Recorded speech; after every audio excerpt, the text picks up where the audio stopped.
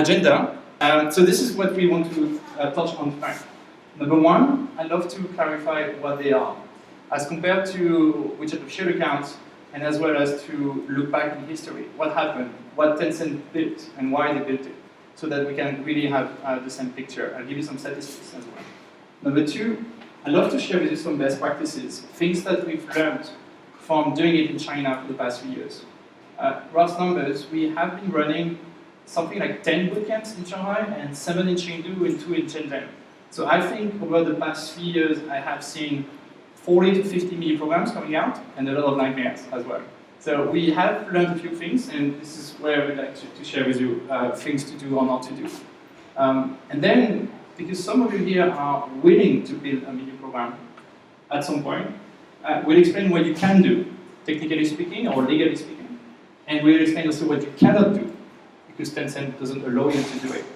And this is usually where there's big misconceptions, so we can discuss it a lot together, right? I will touch very quickly on technically how they work, how to build one, if you'd like to start yourself. But I won't go into how to make it together, of course, that will be for later. And I'll share some resources that you can take away back home and keep searching, keep yourself informed, right, towards the end of this class. Cool, this is my agenda. Are you game? Let's do it. All right. Again, for every chapter, feel free to ask me any questions. Raise your hand, stop me if something is unclear. I have a heavy French accent, I'm sorry about it. So feel free to tell me if I don't get it. I won't be offended. Okay? Cool, so let's begin with what they are and some of the story behind. I'm going to first show you this rather important website. You guys might be aware that years ago, Tencent offered to brands the ability to create official accounts, either a service account on one side or a subscription account. So it's been only that for about 5 years, and then suddenly we heard some rumors. I think it was around 2016. We had some rumors that Tencent was about to create a whole new category. So marketers in the room here were extremely excited. Like, what's going on? We can create something new. And boom, came in this last category of services that brands can create on this official account platform called mini programs. Now, everything I'm about to share tonight is actually there, meaning the whole documentation, forums for everyone to learn, everything is listed on their platform. So if you go to np.weixin.qq.com, np.weixin.qq.com, you will find this. Any one of you who is already running an official account, you know this platform very well because you have to log in here every time you want to do something, blast content or whatnot. So everything is listed there. And you do need to know where to get all the information, because otherwise you're just missing the point. It's all in here. Alright, you do have an English version and a Chinese version as well, even if the English version is usually 6 months behind the actual Chinese documentation. So you better read it in Chinese first, otherwise you're going into traps, that's for sure. So it looks like this. It's a bunch of documentation. It's really nerdy. It's meant for developers to read through how to make one. But there are also some quick steps into how to register a mini program. And I think it will really help. I went through the developer documentation right now, so it's going to be, as I said, quite nerdy. But you guys need to know where to find it. It's also where you'll find a forum to ask all your questions. Alright, so as I said, service accounts, subscription accounts. Tonight I'm only going to touch on mini programs. However, they are tightly connected to the other two types, and we're going to see that in a minute. Okay, so mini programs only. Now, in order to introduce the context a bit more, I'm going to show you this video that was designed and published by Tencent 3 years ago. Nobody saw it. It was a big failure for them. No one saw this video, but it's online. The marketing team, Tencent marketing team, made that video for education. They tried to explain what was that, and they called it "The future has just begun." I was very, modest of them, I suppose. Let me show you this video, and then we can discuss it in a second. Before the very first email was ever sent out, no one knew that information could be sent instantaneously. Before the World Wide Web was invented, no one knew that the whole world would be available through a computer screen. As the world evolves, the tools that people use to connect with the world will also keep changing. Maybe the future can bring even more possibilities. Just imagine when the tools we use are better integrated with our needs.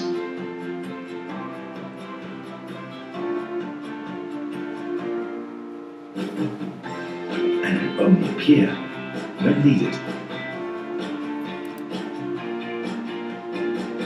This is the thinking behind many programs.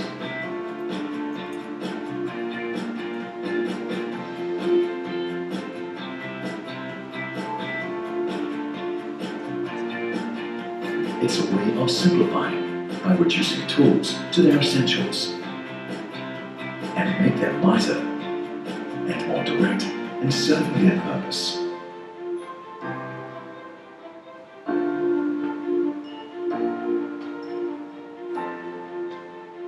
It's also a way of evolving, freeing up services,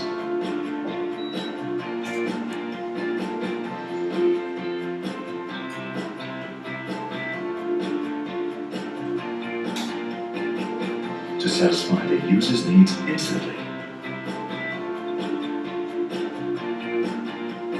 With this change, it will inspire us to imagine even more, to view time and space with new dimensions, and with this new mindset, things will not just be things, but also the entryway to new services right at our fingertips. Connect everything, and life's possibilities are limitless. The future has just begun. What do you think? Did you see this video before? None of you. But you've seen some of the business cases that they shared inside, right? You've done it yourself, obviously. Scanning mobile, I'm sure 100% of you. Scanning a plant, maybe less. We don't do that so often, right? So I'm pretty sure you know exactly what they mentioned now, but 3 years ago they were sharing their vision. They really wanted us to understand what to expect. Again, that was 2016. And this video didn't go so well in terms of PR. If I remember correctly, the press or the media was like, I don't get it, what is this? The developers were thinking, nah, not interested. This is not blockchain, this is not AI, it's nothing sexy, scrap it. And marketers were like, I do have an official account, what is this? I don't get it either. So Tencent went into this space where nobody was really giving it attention. Some people were thinking, oh, this could be really, really a hot thing. And about 6 months it became hype to talk about many programs, but there was a lot of backslash. This video and their first push really was not that of a success. But you saw in the vision in this video, towards the end, they really wanted to connect everything. That was their big, big dream.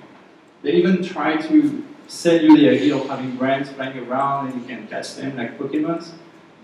This is not possible at all. But that was the push they wanted to have towards us marketing and developers. So really back then, a lot of people like myself were trying to figure out, is this going to be only hype and in 6 months it's going to be wiped out? Or should we be investigated? There was very little documentation back then. There was absolutely nothing. So what we did was to build one, just to try, just to test the technology given to us by Tencent, right? See what we can do with it. And so one of the things we did immediately was to create this first mini program to channel job offers to our graduates. We do have a lot of students who are in the process of looking for a new job, and so we receive job offers, but we could automate this process using WeChat. So we built this very tiny mini program where anyone could send a job to the students, either full-time positions or freelancing. And so what we've discovered in the process is that it took us only 24 hours to get into the documentation, to grasp the basics, to build one, to test it, and to launch it. 24 hours to go to market. It's something I've never seen before. Building websites or building applications. It just doesn't exist. But back then, already in 2017, we were able to automate the channel of job offers to our network in only 24 hours. So indeed, this velocity was breathtaking, and we realized there could be a potential here for entrepreneurs, for marketers, for developers to quickly access users. And of course, we all know the numbers of WeChat and the potential that it is if you know how to traffic your channel.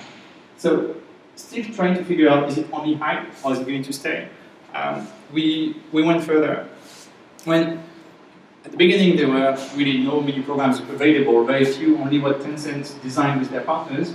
But these are the statistics as of today. So you can imagine that the ecosystem has blown up in only 3 years, right? We are talking about 2 million mini apps available within WeChat. All right, so to give you a kind of comparison, to benchmark against other products, you know, websites, internet, 3W websites, there are about 20 billion websites that are available online. And this was built up in what, 20 years? Más o menos. Then you have iOS applications and Android applications, right? Two main players. How many do you think we have available online? Last number, anyone? There are 5 million on iOS and 4 million on Play Store. It could be the opposite. I think it's 4 million on iOS and 5 million on Play Store. So overall, 9 million applications, native apps are available out there. And when did it start? Well, about 10 years ago, when the first smartphones opened. So it took us 10 years to get to 8 million applications. It took us 20 years to get to 20 million websites, a whole different category.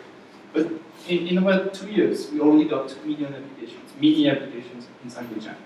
So again, this demonstrates how fast Tencent was to penetrate this market and to get developers into their, well, never seen a framework, never seen a technology picking up so fast. Very interesting. Then, of course, for the marketers, this is the metrics they're looking at. This is right now your competition if you're building one. It's not nothing. But you're looking at this as well. How many people could potentially use your app every day? Derin mentioned there are 1 billion users, yes, inside WeChat. But how many of them are actually using mini programs? We're talking about 280 million daily active users. Every single day, roughly 200 million are using this kind of product. I'm pretty sure that 90% of you here are using it every single day, almost. Now, 70% of the whole WeChat population is using a mini program monthly. Simply because these rounded QR codes now are everywhere. You need to scan them to do a lot of things. So it's so integrated through our daily life that I think it's a massive success from Tencent. And remember, there was just nothing before. There was just hype at the beginning. And in 2 years' time, they got here. What we wanted to experiment right before it was something already trendy, we wanted to test. We decided to test how beginners could build one. It's one thing to be a programmer and to go inside the documentation, but who could do it? We went into our bootcamps that are designed for total beginners, really, to get into technology, and we tested their brain, just like our guinea pigs. We asked them, please build a mini program. And they made it, and they loved it. We also organized hackathons, which were designed for veteran developers, much more hardcore developers, as well as entrepreneurs, to see what they could do with it. And in one weekend, they were able to ship one, to release a mini program to the market. So again, they loved it too. And finally, I think this photo was 1 year ago, we did a masterclass with brands and marketers to try to explain to them what we saw. And all of them were telling us, we are building one.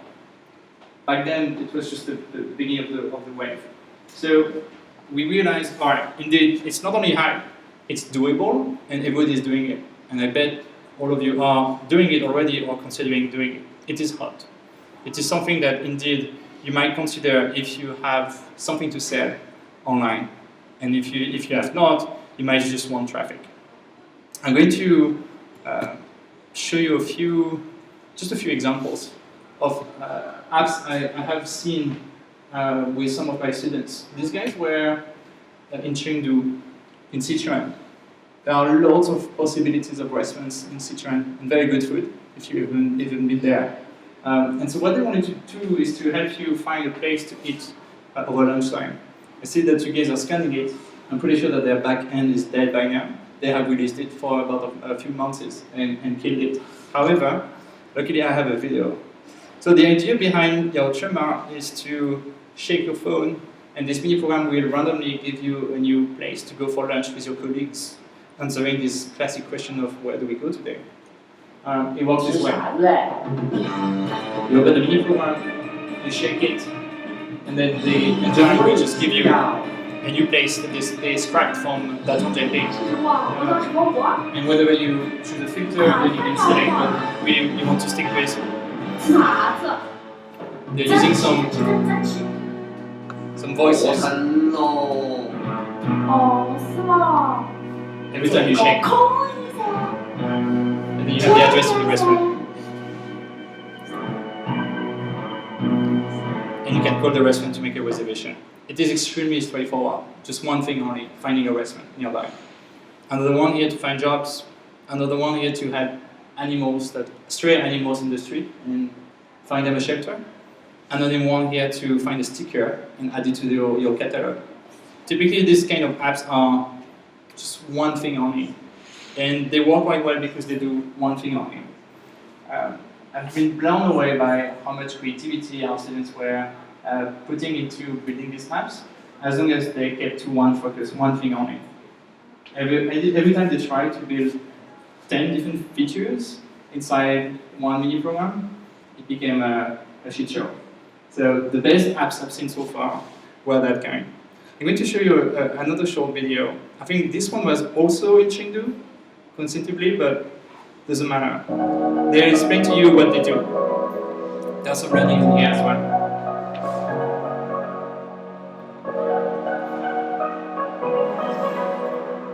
We're here the developers of a product called Babel. Project name is Puffer. We're Skate.it, a location sharing application where skaters can share their favorite spots and explore their city together. On location. Whoop, that is not the right path. We're going to be targeting remote teams, smaller remote teams. You're building a mini program for remote teams in China. You're going into territory that none of you have ever been into. That mini program for busy dog owners. Travel to Wall Street to connect with that and I see the competition for free and I can't hold it over. Have to make a vote improvement. Yeah. I haven't seen what you have. Yeah, I think so. This is one of the hardest projects that we've ever worked on. We've changed our product 1,000 times from 1,000 different games. We had a big expectation for our scope early on. Not all the pages load the data that we're getting. It's like when I open up the map page and I go to filters, and I click on a filter, nothing happens. I think that sometimes they forget to consider just how much time they have. But we're nailing it right now and everything is coming together. I had zero coding background before, and now I feel definitely more confident in my abilities of coding. We finally figured out what we're going to do, how we're going to do it, and we're finally on track. It's all in preparation. Just to add a bit of context here. These guys have about 10 days to release a mini program and they start from zero. So the number one mistake they will do is to try to make it one solution for everything. And they start with a very, very large scope of work. And they realize after 5 days, come on, this is not achievable. This is not a mini program at all. And I think 100% of them do that mistake. Whenever they want to build a mini program, they think of it as a native app, and they really make it a big scope of work. But we give them only this time limit of 10 days to build it. And this 10 days, we think, is really the maximum that you should set yourself in order to release a first minimum viable product. We mentioned MVP earlier, if that makes sense. A prototype that you can already launch on your official account and get some real users. So we limit their time only to 10 days on your post so that we clearly can have one functionality, only one thing released to the market. And that's already enough to see whether or not you're going to the right direction. So please do not do the mistake that they all did here, trying to overload with functionalities and data, where later on they are realizing they just did nothing right. So hopefully by now you already kind of know what's a mini program and what happened, what was the background story. I'm going to start with some of the best practices, things that you guys need to know if you're considering building one. The first thing to do is to understand the red tape that is associated with building one. just like every kind of technology in China, if you'd like to build one, you need to know what's the paperwork behind. So many of our students got trapped into this idea of, I want to build something for a specific industry that is obviously restricted. There are plenty of businesses where you do not have access to unless your company is properly registered.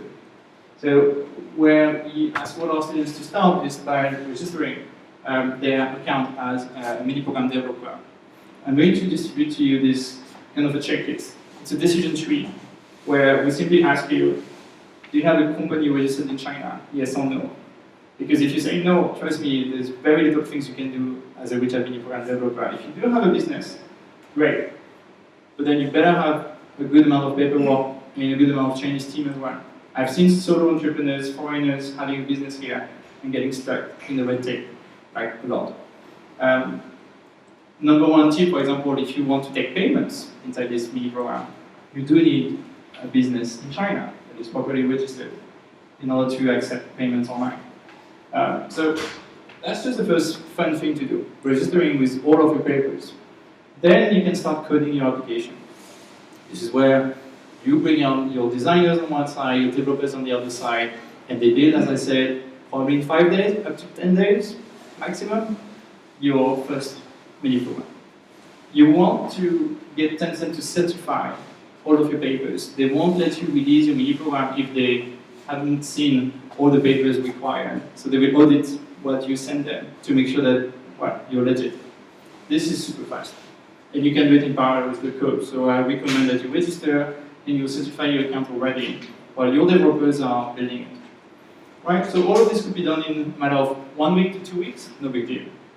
So that's where you need to be aware of one key rule. Just like any app store, just like Apple is doing, Tencent is reviewing your code.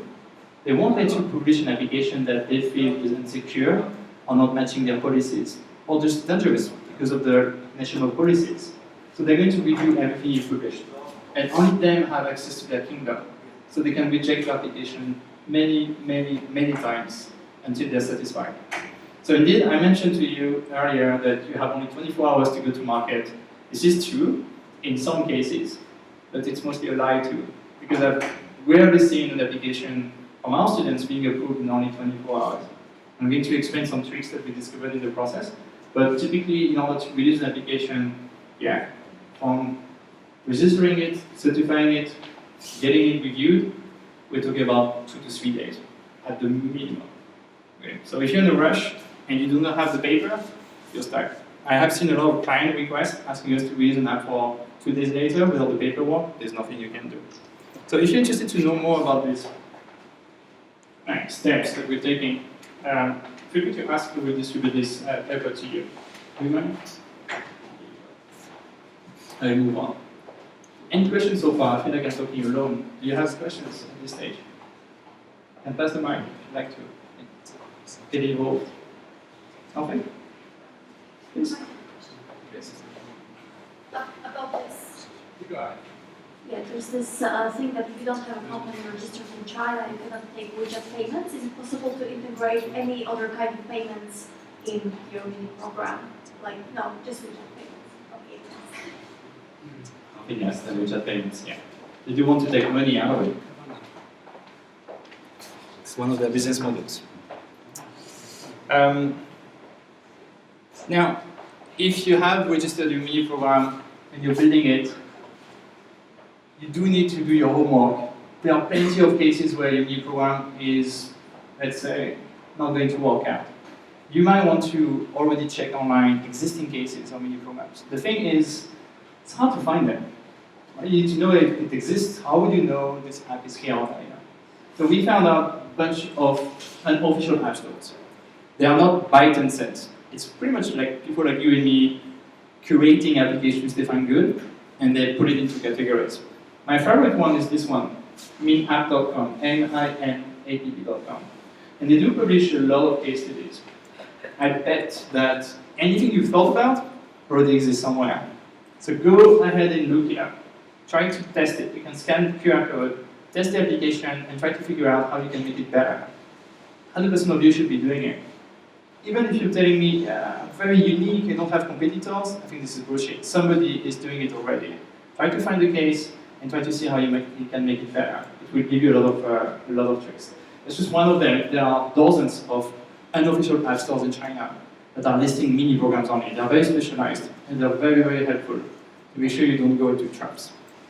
And they give you rankings and they give you comments and reviews about these mini programs, just like an app store already.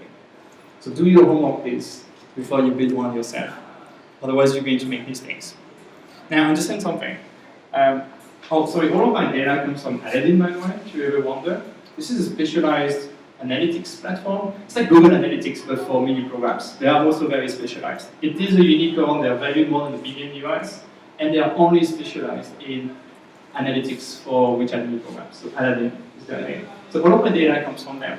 Because I trust Aladdin a bit more than Tencent. And Tencent could give me any data they want, this is PR. But Aladdin, they are a third party and they try to make reports for it to educate their market.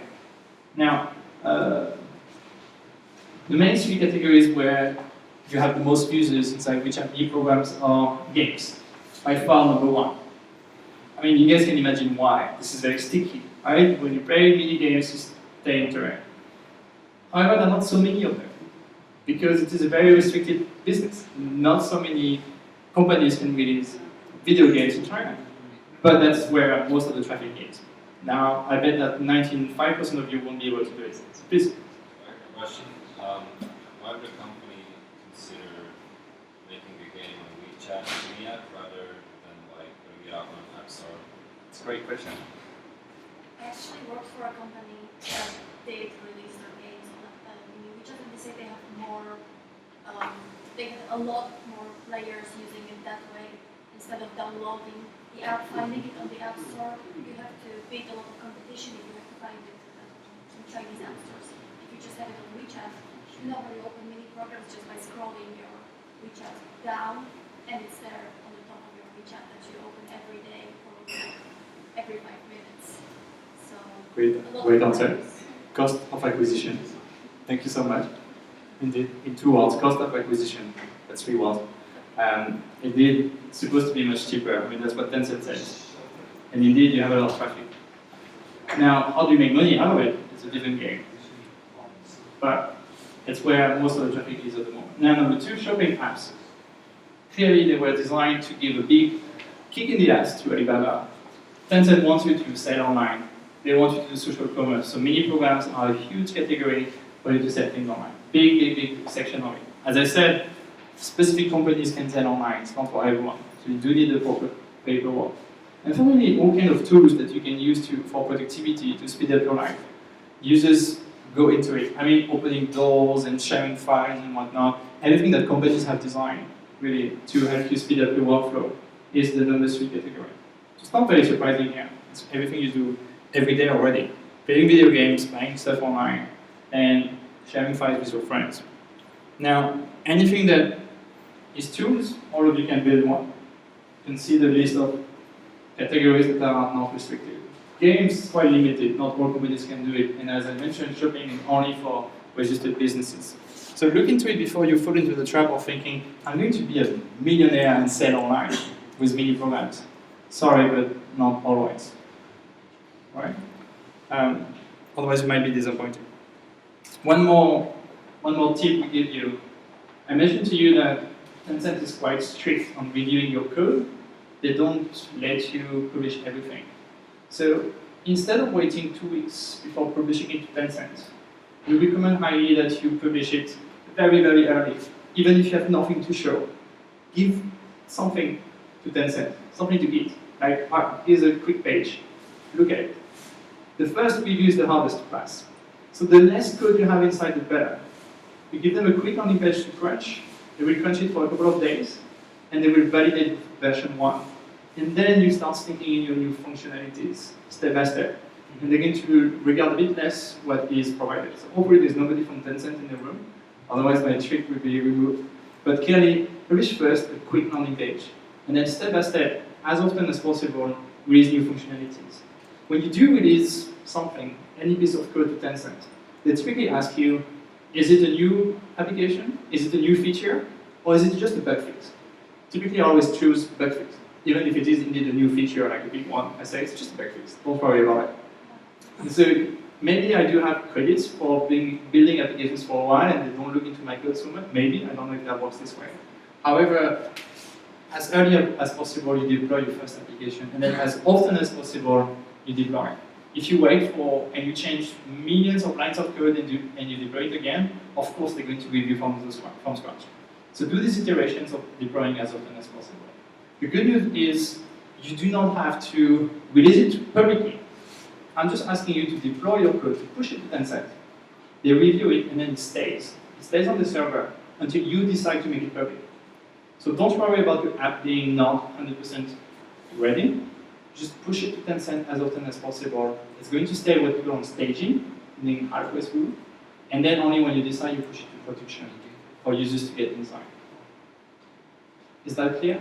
That's the best way, really. We saved a lot of nightmares. Because when you have a deadline and you want to publish it for millions of users on Friday, do not wait Thursday to do your push. It's not going to work. Start from Monday, and every single day, add one new functionality. It will be a lot better. Now, there's nothing much you can do. If Tencent is rejecting your app, you listen to their feedback, and you try again. There's nobody to call. You just have to cry and try again. And it could take days and days and days until you finally get in. And it's just quite unfortunate. Any questions so far? Please. So you said deploy early, deploy often, right? So what happens if you deploy early? So it's, okay, let's say start staging stages, basically fine, right? But if you do some program and then you make mistakes, so you make bugs. So if you deploy something which not really work while running, so what will make version of your app? Yeah, they will reject it if there are any bugs, if it's not highly functional, if there are security flaws, they will reject it. Now I'm saying release functionalities one by one, but test it before, because whenever they do test it, if there is any bug, they will say, sorry, can't use them. No, absolutely right. Thank you for correcting me. Deploy often things which work, right? Only things which can work, otherwise you're stuck. That's for sure. Now, big issue that all of you will have. I already kind of touched on that. It's not a native app. It's not supposed to be a native app. Tencent did not design mini programs for you to do exactly the same than an iOS application or anything on Android. So you have to start switching a bit your mindset when you're building one. Number one, context-driven. I hope this makes sense when I say context-driven. A mini program, you just use it when you need it, in a specific place at a specific time. Most of the times you don't need it. You just need it at one place, in one specific location.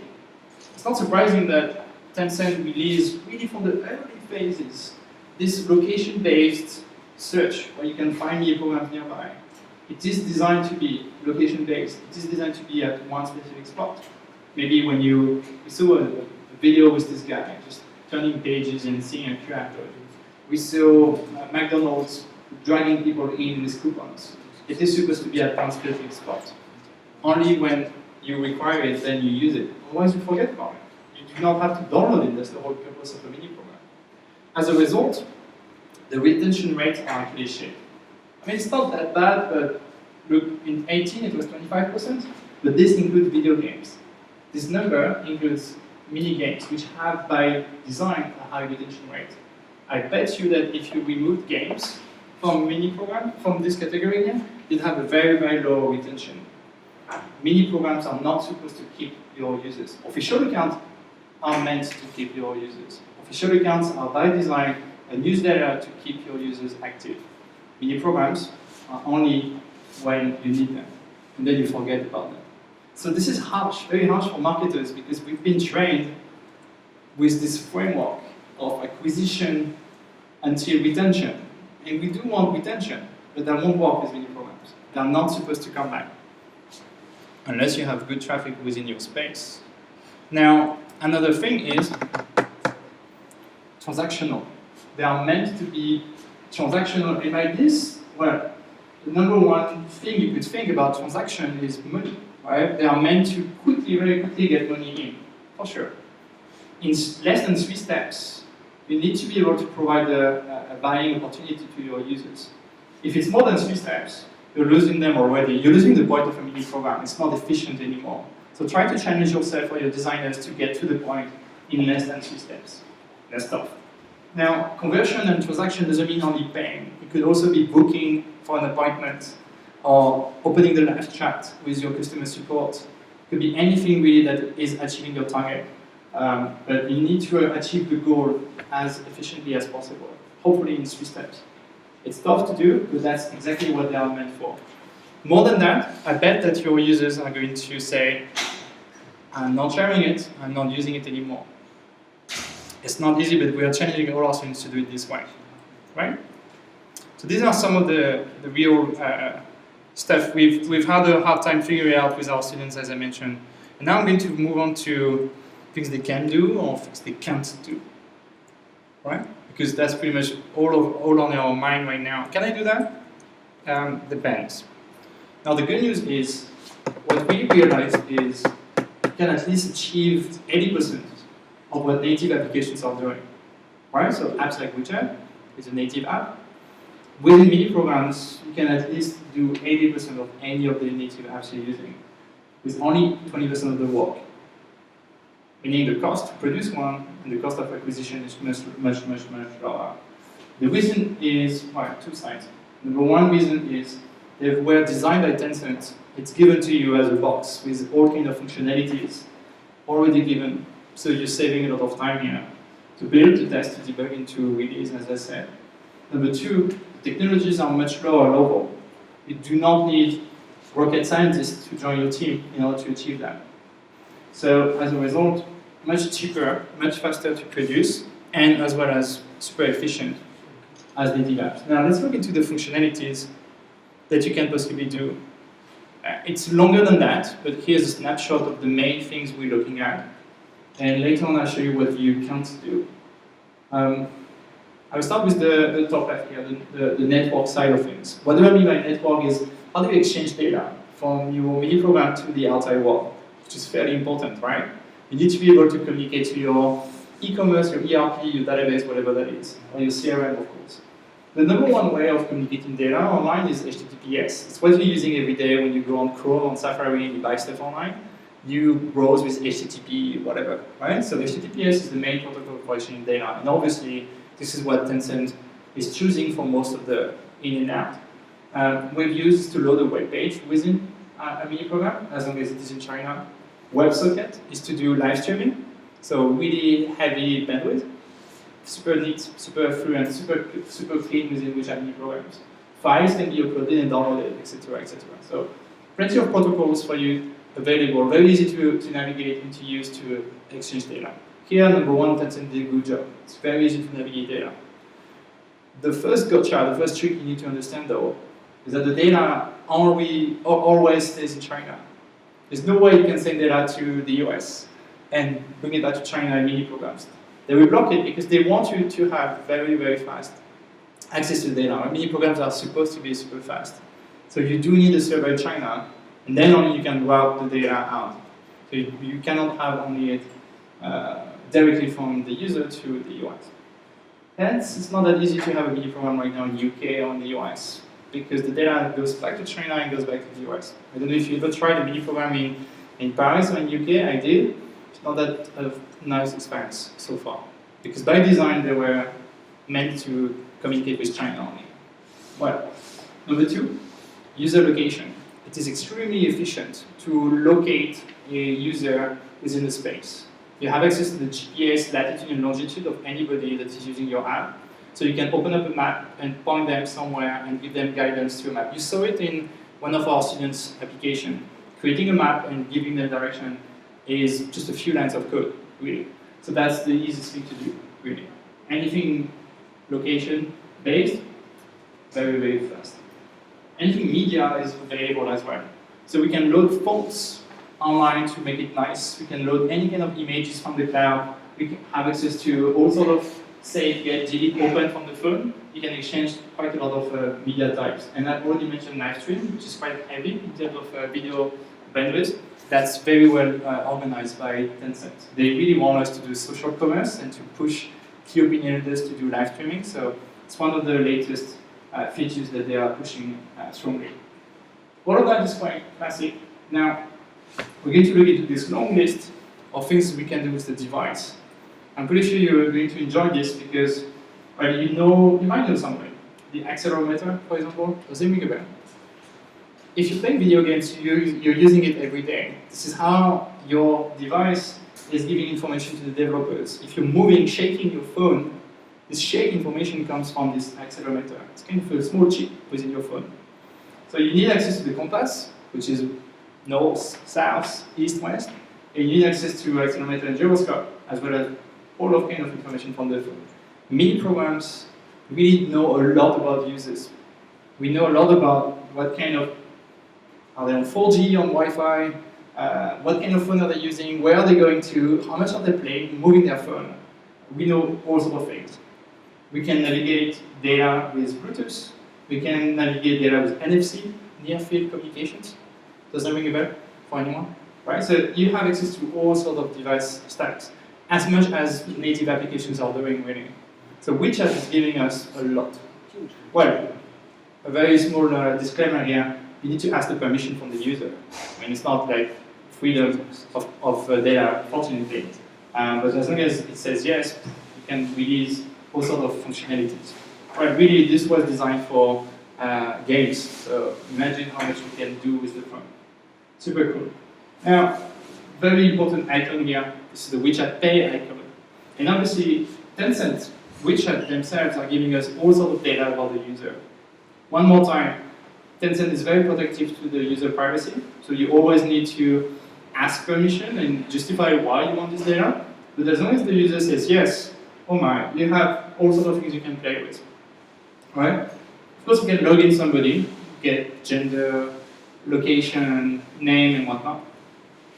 Anything but the email address and phone number. Everything else is quite easy to get. Of course, we can ask them to pay. It's the whole purpose of the mini program we sell. WeRun, do you guys know what WeRun? I'm pretty sure you know what that is. Every day, Tencent is counting the number of steps. So I guess tonight I'll have a bit more than 10,000 hopefully. And I'll be ranking high. So we could, if we wanted, we could gamify any mini program according to how many steps you guys did tonight. We could rank our users and give them any kind of credit based on the data that WeChat is giving us. Fitness applications, for example, will get obviously into that kind of feature. We can forward mini programs to our friends and check who forwarded what. We have access to the names of your groups. If you do click from a mini program from a group, we know which group you come from. So if I was sharing a mini program to our event group tonight, I will know each of your user data. You're all coming from the same group. I will be able to map you within my backend. It's extremely powerful in a social environment. You can send some messages in specific context. I'm going to stop here a little bit. You can send messages to users only after a transaction is finished. To say, hey, I got your booking. Hey, your shipping is on the way. Only after a conversion. It's not designed to be marketing push. It's supposed to be a template. There's already existing data where you can insert some confirmation. We have access to your address if you want to deliver something and the invoice titles of your company. These are setups that are quite easy to do for any user, and it's saving you time in the buying context. Really a lot of things we can do. Now finally, the phone itself, as you might know, saves data from whatever you do. Meaning we can store a little bit of data from your preference, your settings, your language. Anything you choose within the mini program, we can save it on your phone. So next time you come back to my mini program, it's already there. I already know your language. I already know when you came for the last time. I'm saving it directly on your own phone. It's possible up to 10 megabytes. You can save some images on your phone to reuse later on so that it's going faster. It's called cache. Just like any browser can do this, WeChat can do it too. Right, so it's a long list. Say that again? MP is it's a shortcut for mini programs. MP for mini program, sorry about that. So yeah, imagine you have a galaxy of mini programs within your brand. You have one mini program for one thing and another mini program for the other thing. It's very easy to navigate the user from one to another, to jump. As long as they are owned by the same account, you can jump the users from one to one. So that's why we try to separate each functionality from one mini program. You can create traffic between them. The statistical data they give you from the device in the WeChat data, is it really nicely presented? This one? No, all that statistical data, like their WeChat Pay and their run, their group names, like all this, is that presented in a very nice interface where I can check and see the thousands of people that have been using my, see the overall averages, statistics, how they operate with my program?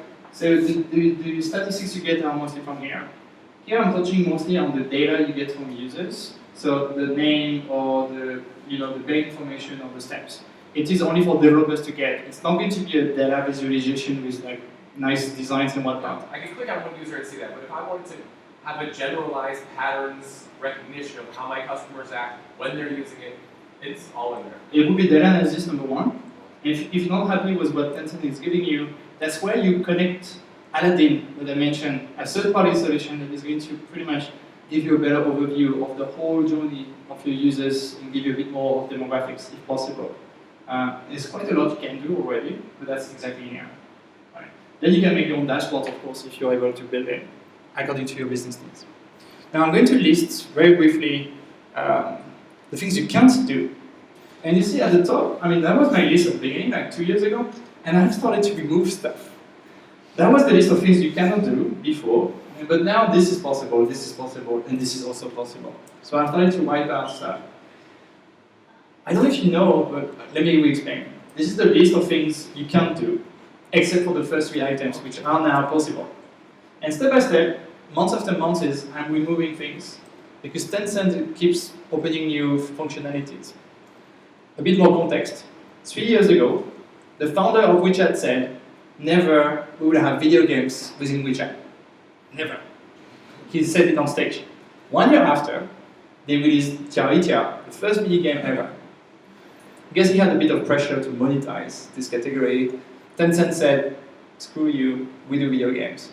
So games were not available 2 years ago, now they are, and it's the biggest category ever. Live streaming was not available 2 years ago, now it is really important for Tencent. Machine learning was not provided whatsoever. Now, 1 year ago, Google released the TensorFlow plugin. So if you guys are familiar with TensorFlow, it's one of the biggest technologies to do machine learning inside WeChat video program. Google China released that plugin. So it's also possible. That's the very few things you cannot do. And I'm going to explain why. Push notifications. I already touched on that. No way mini programs are doing marketing pushes like newsletters to your users. They are not designed for it. And Tencent will try very hard to protect this whatsoever. No pushes whatsoever. Impossible. Official accounts, subscription accounts are designed for that. Anything blockchain. Good luck to get reviewed with the blockchain technology within your mini program. No way. Tencent will never accept anything blockchain related. Nothing. Voice reconnection, super hard to do. It's not provided by the framework. They might come there later on. To get your voice and turn it into text. It's not native yet. It's not given to you by Tencent at the moment. Maybe in 1 year or 2 years. Same with NLP. And finally, anything with VR and AR is not yet open to everyone. Only a few brands have access to it. There is a case very recently with Harmony. You guys know this brand? They opened this app called Try Now Buy Now 20 Shades on WeChat. You can test it right here. So you can actually see yourself on the camera and get one of the shades, a lipstick shade, directly inside the mini program. They were working with 3 different partners to get there. And as I said, this is not technology that is given to all developers. Right now, Tencent is experimenting. They released this as a case study just to see what's the adoption. This is always the way Tencent does. They test it with a few brands, and when they're happy with the framework, then they make it available to everyone. So this is now, it's going to be crossed in about 1 year, I suppose everyone will be able to do this. The rest is, not a lot you can do, really. So far, so good? All right, let me continue. Now, things you can do, or I would even say things you should do, hopefully, with your mini program. It's to put it inside your retail. every time you do have a place, a physical space like here we work, this is the best environment to provide a mini program experience. I mean it. So let me show you a few examples of digital services that you guys use already every day, and hopefully it will bootstrap some ideas of what you should do with your shop or your school or your office, whatever that is. If you go to Uniqlo today and you scan a barcode, Uniqlo mini program will tell you what's the inventory of that specific product, that specific SKU within Uniqlo in China. It's really popular for the shop assistants to be able to check immediately how many is left in the inventory. They equipped this mini program to all their shops. If you go to any bus stop in Shanghai, and even tested in other cities, but I bet it's now everywhere, you will be able to scan the mini program and get access to the bus stop. I mean, that was already provided online, but they turned it into a mini program very, very fast. If you go very close to any McDonald's and you find a mini program located, you get discounts for that specific shop. These are very classic ways of interacting with a shop or a bus station or any restaurant really. These are classic case studies. You'll find hundreds of them. These are just 3 that I highlighted. Mini programs in the way of O2O. You guys are familiar with this context, I suppose. Offline to online or online to offline. Classically, when you want to open one of these boxes to deposit one of your coins, you'll be able to scan this door and the door will open. I mean, behind us here we have a battery charger. You can just scan one to get one. That's a classic O2O case. You just use it when you need it, you grab the stuff and you leave. Very classic O2O. Other kind of shops like these guys, I think they're bankrupt right now, I'm not exactly sure. But they were popular 2 years ago. Typical case of, it's one box. You open the door with your mini program here, you get in, then you buy anything you want with mini programs only, you add it to your cart, and then when you check out, you pay with mini programs as well. 100% provided with Tencent technology. It was the equivalent of what we see in the US, Amazon Go, that you do have to use Amazon app here. Here you use WeChat, and you pay within WeChat, and everything is integrated. Right? So online to offline transactions, very classic case of, is it new retail? I don't know. It's just WeChat way of buying stuff. Now you will see, on top of the startups that are already bankrupting, you also see the much classic, traditional, supermarkets doing it too. They mostly do it for quick checkout, right? So Carrefour, Walmart, there are now all of them doing it really. Scan, pay, and go. So you have your cart and you check out. Right? You scan the products, you pay, and then you say, all right, I paid, and then you go. You don't even have to talk to anyone anymore. I find it sad, but that's just faster, I suppose. All right? So if you do have a retail, if you do have a place like an office where you do have to do some stuff, typically mini program, perfect way to make it more efficient. Now, number 2, if you have an official account, some of you do, apparently tonight, well, mini programs are meant to be connected to it. They were designed to be integrated very seamlessly. So the rule is quite simple. If you have one official account, you can attach to it 10 mini programs. That's one way. As long as you attach a mini program, it will show related mini programs within the profile page of your official account. So in this example, we have Xiaomi. I'm pretty sure all of you use their products. And we have here a mini program they have attached to their official account. It's here in the profile page, and they also made it available to their users directly in the navigation menu of the official account. So as long as I hit this button, I load this mini program that is their store, because as we mentioned already, mini programs are a really, really good way to sell stuff online. So Xiaomi decided very, very early on to remove their websites, mobile websites, and put mini programs only in their official accounts. I say accounts because with Xiaomi, they have a lot of official accounts.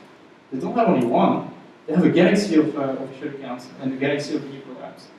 Now, I said one official account, 10 mini programs, right? Now, the opposite is not true. This is where it becomes a bit more complex. One mini program can be attached to 50 official accounts. So, in the case of Xiaomi, they have all sorts of official accounts for each product, for each groups, for each city, and whatnot. And so they are able to attach the same Xiaomi store to their galaxy of official accounts. In some context, it makes a lot of sense. In the hospitality, in the automotive industry, each distributor, each dealer has its own official account. And so you want one mini program that does the job and you want to distribute it to all the channels that is used by the brand, really. Well, so there's a maximum of 50, that's quite a lot. So now I can sign up here, I'm going to backtrack a little bit. This is my Xiaomi store, and I can look into what is the brand information for that Xiaomi store. So you'll find that they have all sort of official accounts that are using the same Xiaomi store. So really, some startups that I know make a mini program, and then they sell a license to brands to use their mini program, to use their service. It is a software as a service business, really. They say, this is my mini program, it's dope. You could do your own, but mine is better. So instead, I'm going to put your service, no, my service in your brand environment, so you can attach it. I give you a license to use my mini program. It is already a business, of course. Okay, driving traffic makes a lot of sense to all of you. You do have an official account. You get people in, they receive this message saying, hey, welcome, this is IKEA. In that case, boom. As long as you follow IKEA, you have a button right here to say, hey, how about you go and check what are the events we have for your family right away. So that's a very classic move.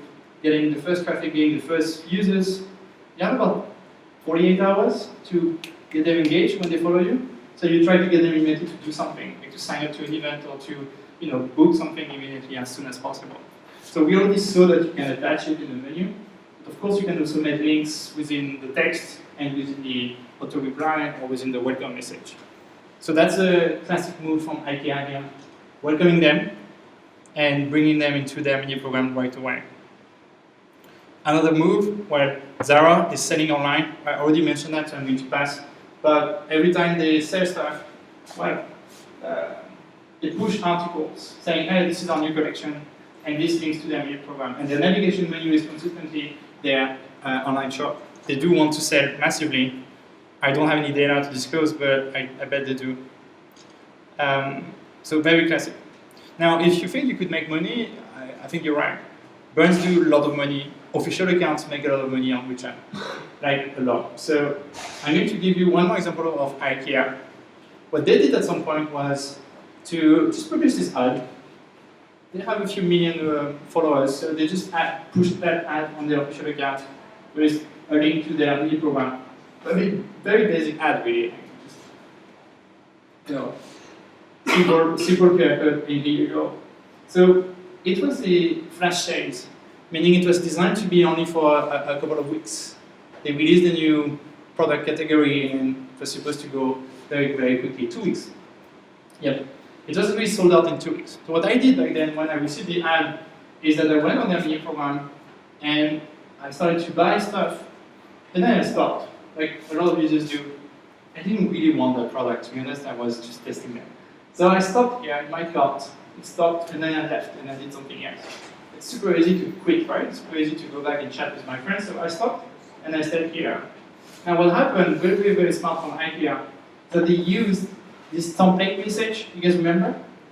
This thing that I mentioned earlier? This is not a push, a marketing push. This is a kind of a reminder. It's part of the scope of WeChat, telling me, hey, don't forget your cart. Buy this, please buy this now. So I went back there when I noticed this template message. It was already too late. The whole catalog was already sold out. In 2 weeks, they were able, using their existing traffic, to sell out their catalog. So this is IKEA, of course. They have a huge brain power. They have great products. They know how to do stuff. But that was their experiment. I know from the team that they took about 2 months to release this mini program, and they are planning to do more. Yeah, whenever you push articles, such as these ones, you guys are already aware that inside your article you can put this very large card, we call it a card, it's the jargon, as a link. You can choose the image you want, you can put the text you want for your mini program, and you can ask your users, please buy me. It's a big link within the article. Before that, marketers knew that only one link was available. It was at the bottom of the page. Nobody would click it. Now it's super easy to drive the attention of your users and say, all right, I want to buy this, I want to buy this. So obviously, these cards really were a game changer for marketers to drive traffic to their mini program. You should do it. If you have an official account, you should really do it this way. Example number 1. Here's an influencer She, when that was 2 years ago, so I guess she's making much more right now, was making 10 million GBP of sales with a mini program. She had 2 mini programs actually, one about only content, like it was news, and the other one was sales. She was making back then 10 million GBP of sales. If you think this is big, well, I'm going to show you another case. This one, you might know it. They publish quite a lot of information for well, families, I would say even mothers, to buy stuff, to know how to educate their kids and whatnot. They reported 2 million followers before they even switched to mini programs. They had what we call Weijian, which is a very classic website inside WeChat that was making sort of 30 million GBP per month. And then they decided to switch to mini program stores, and because of this large count and because of all these links available within official accounts, they almost doubled their sales. This is the impact that WeChat had on all the official accounts that already had traffic. I mean, these guys were already playing the game of content and nurturing users and whatnot. They didn't get there without millions of followers, just to be clear. But still, it shows how this new category of product helped a lot of people getting quite wealthy in China. I'm going to stop here for a while. Do you have any questions so far?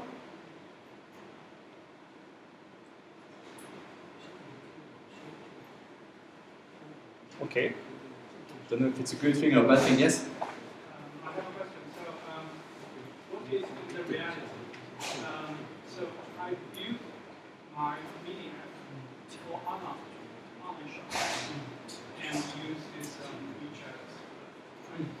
So, I can, at the same time, I can also do online shopping by HTML5, something like that. Yes. Web page. Yes. So, and then, so in the end, for the basic function, so actually looks exactly the same. Right? I have more power control of my own data, right? So what is your experience about this scenario? Thank you for asking. In some cases, you want to have both. You want to have a website and you need a program that says. I say in some cases. From my experience, if you have already an official account, or if you plan to really do marketing in China, you do need to have followers, you need content regularly, and to drive traffic from WeChat to mini programs. You could say, yeah, but my website can be shared within WeChat. Yes, but the traffic, the click-through, will never be the same. I've already shown that switching from a website to a mini program almost double the sales of one official account. So it really depends where you want to go.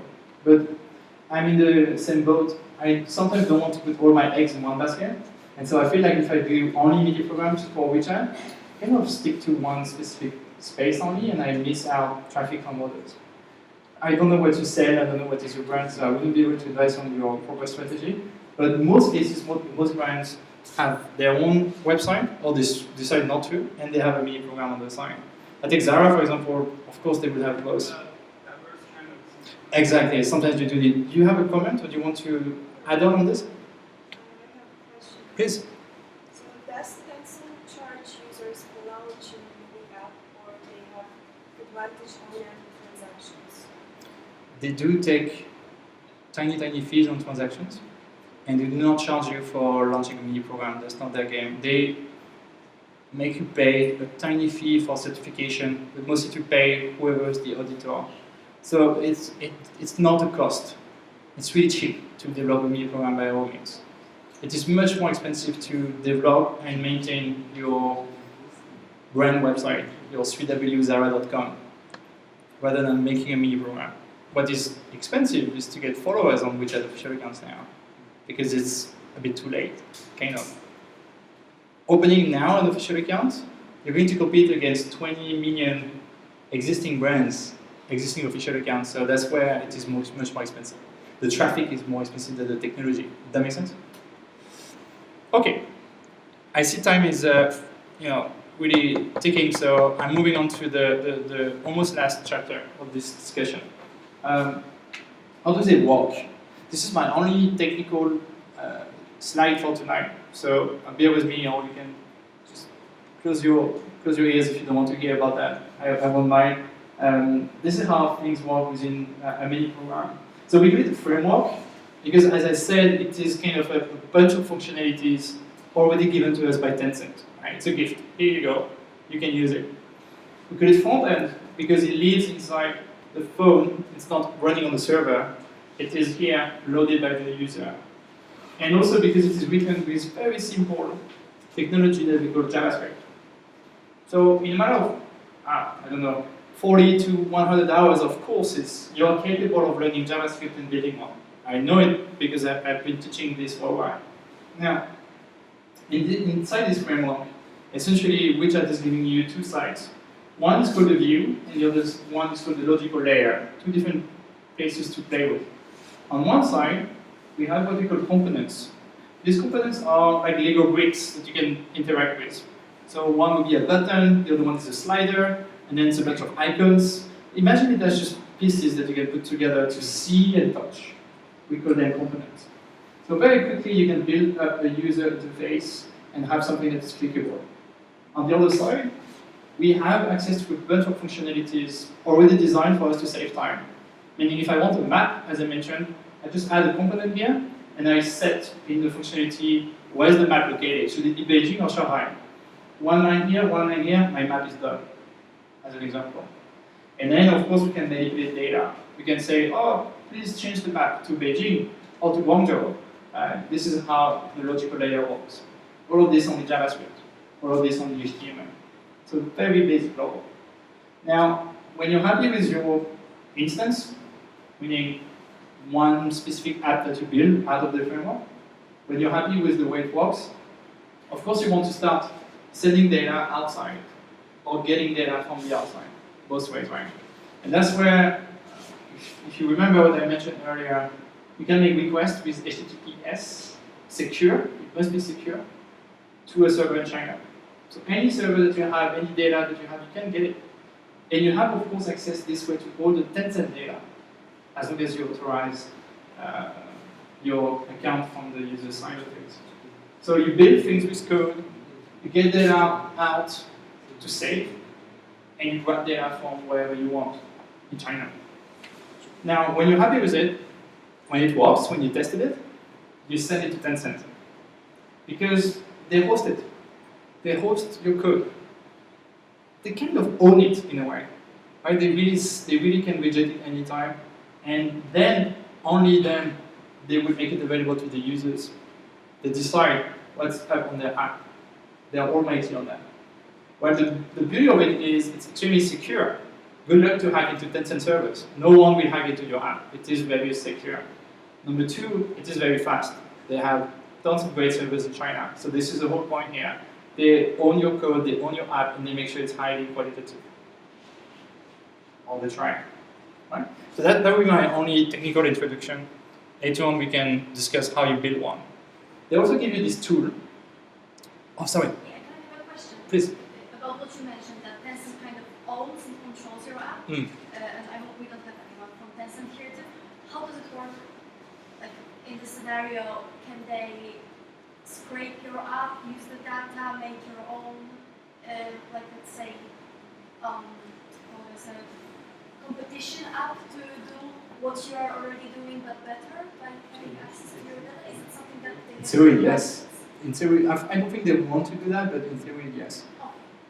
What they might do is say, hey, hi, your app is pretty cool, can I invest in you? When Tencent is investing massive amount of money in startups. If you don't want them, they could say, all right, you're out. Any moment, I mean, why not? But then you have to cry and go to Alibaba and say, can I make an Alibaba mini program, please? It's possible. I mean, it's the game here, you know, it's technology in China is a team sport, right? You choose a team. So you better, you're on Tencent team or Alibaba team, you choose your camp. Back to this, a toolkit. We call this an IDE, Integrated Development Environment. Developers know this because we do use a lot of these applications to build stuff. So the way it is you download this app on your computer, you open it, and then you start building code right here. This is JavaScript code we're looking at. So you build your code, blah, blah, blah, and you get some errors, hopefully not too many, and you test it. You test it immediately here, you see the result. So it's very interactive. You write code, you see directly feedbacks, and you test it. You can click and test how it works. You can also preview it inside your phone. You create a QR code, and boom, you have it inside your phone. You can test it one more time. You have a question, sir? Yeah, I just found out that they call HTML to be XML. Yes. So it's kind of different. It's a topic language, indeed. Do you know what that means? Yeah. So instead of HTML and CSS, which are used by websites, they decided to rename it just because, you know, they call it WebSHML and WebSHSS. This way, they create components. That's the whole purpose of having a topic language. They created components already pre-built, and then they will render it on the user side of things. So the JavaScript is pure JavaScript. It's ES6, to answer your question. You can even use TypeScript. It's 100% JavaScript. But the HTML and CSS is not. It's always some difference. There are tiny differences. It's very, very similar. CSS is 99% the same. HTML and HTML is a little bit different. Then, of course, we've discussed that frameworks to create this HTML for you. Well, I'm not going to go too deep in technology. I told you tonight is not a tech course, but understand that they made this software for us developers to speed up, to have access to all of this. And they keep bringing new functionalities within the software. Every single week, they create something new for us to go even faster. So they really invested a lot of money, a lot of team to make it work. They were very serious about it. Now, of course, you're always stuck somewhere whenever you build one. So they are creating a huge forum for all of us to ask questions. 2 years ago, there was nothing there, but now there are millions of questions and answers. So I bet that whenever you're stuck, somebody already was stuck before. It's very easy to find something that you're looking at now. They provide you academies and online courses and videos and anything you want really to move forward when you're stuck. When nothing beats a community to tell you don't do that, but whenever you're stuck, you can search and you will find something at some point. It's a knowledge base, really. It's 100% in Chinese, by the way. There are very few English material, because why? Now, I want to stop here and explain a little bit this idea. I think it's very important as a disclaimer that you guys know what Tencent is, what WeChat mini programs are, essentially. We call this a walled garden, if that rings a bell for some of you. This is a lingo we use in the computer science space. Why do we say walled garden? Because beautiful flowers, 1 billion users, you can imagine having kitties running around, like, you know, beautiful trees. It looks good on paper, but there is this massive wall all around it, and one tiny door at the back.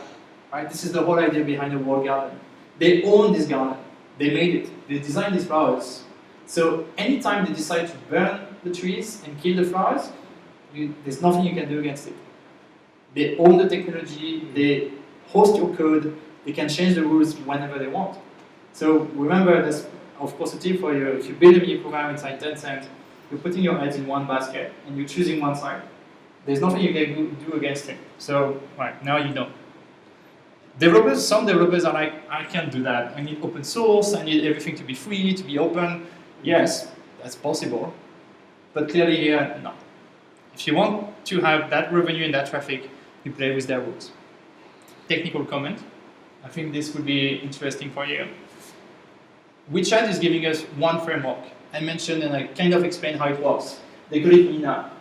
Don't ask me why. It's a weird name. And this is what it does. Now, developers have decided that this is not good enough, and they're kind of challenging Tencent to do better. So they created their own frameworks on top of it to even go faster on the market. One of them is called Tina. The most popular one is called Weepy. There is MP-Vue, for those of you who know Vue.js, and there is Taro for those of you using React.js. The reason is there are already a bunch of existing JavaScript frameworks outside. And so developers are lazy. By definition, we are lazy. We do not want to learn a new thing if possible. So developers decided to use existing tools that they have to create mini programs out of their existing toolkit. It's like I'm telling you, I don't know, you know Photoshop, and I'm telling you it's hard to use another app. Stop using Photoshop, please go. You will kind of resist. You don't want to lose Photoshop. You've spent 10 years using Photoshop. So instead of learning a new app, you made your own plugin to create design on Photoshop. Exactly the same idea. There are a bunch of frameworks, 100% made in China, 100% with Chinese documentation, of course, that are helping you to go beyond what Tencent is giving you by default. Because Tencent wants you to do it one way, the developers decided that, well, I could do it differently. At the end of the day, it just renders the same source code. It creates the application for you. So hopefully, if any of you are developers in this team and have already a bunch of source code, you can go faster changing your existing code and creating an app out of it. One of the benefits of these kind of advanced frameworks, much advanced than the basic Tencent stuff, is to make your code reusable, to make it cross-platforms. So example, you already have a website, typically your case.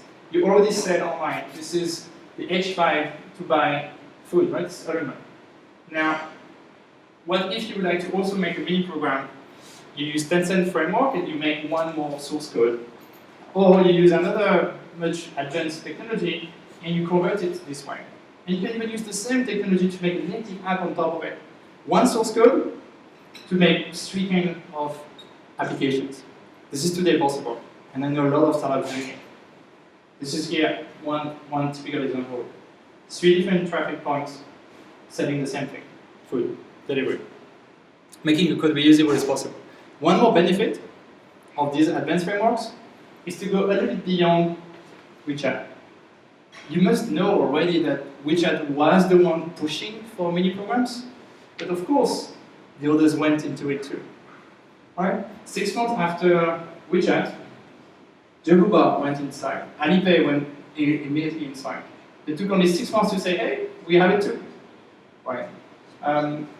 They went so close to WeChat that when they released their framework, they forgot to remove the names of the developers, WeChat developers in the documentation.